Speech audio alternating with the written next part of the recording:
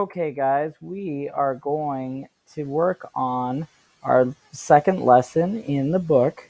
And so our essential question, or what we're going to be focusing on in this lesson, is how does place value help represent the value of numbers? Now, we've got a new term here today. It's called period. What a period is it's a group of 3 digits together. So down here on this table, we have the thousands period and the ones period.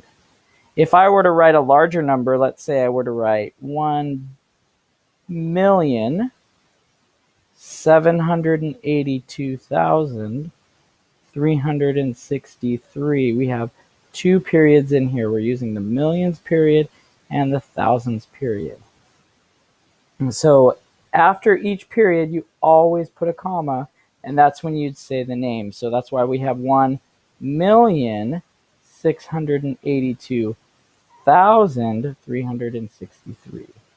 Okay, so that's how we write numbers. Now let's actually take a look at an example. We have this bird here called the Goonie bird, and scientists found that one actually traveled 24,983 miles, which is really far, and it did that in just 90 days.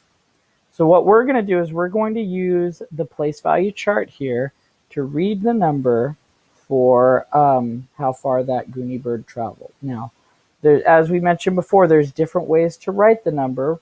This is standard form, 24,000 with numbers 983. And don't forget to say thousands when you get to the comma.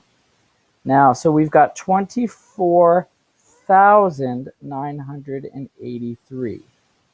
All right, another way, we've got standard form, which we just looked at. Expanded form, you might remember, is where we write it down as a math problem. 20,000 plus 4,000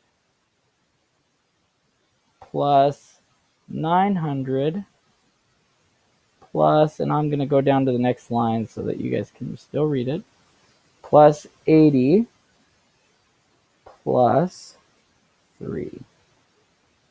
The last way we can write it is in word form, and that would look like this. 24,000 900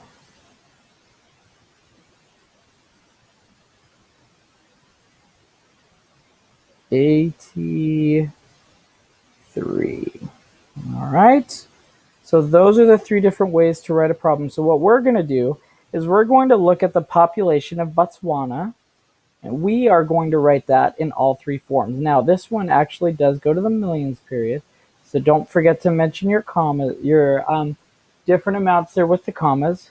So let's go ahead and fill in the blanks for this one for standard form. So we've got 1 in the millions, 882,000, and there you go. We don't have any numbers in the ones period. So let's take a look at this. Let's look at it now in expanded form. We have 1,800,000, 800,000 plus 80,000 plus 2,000. That's our expanded form. And now we just need to write it in number form. 1,882. Oops, I did low. 2,000. All right, so here's what I would like you to do now. Go ahead and take what we just practiced, and I want you to do 1 through 4 on this page. Don't go on until after I've had a chance to talk to you about it, and then we'll discuss it in a group. All right, guys, go for it.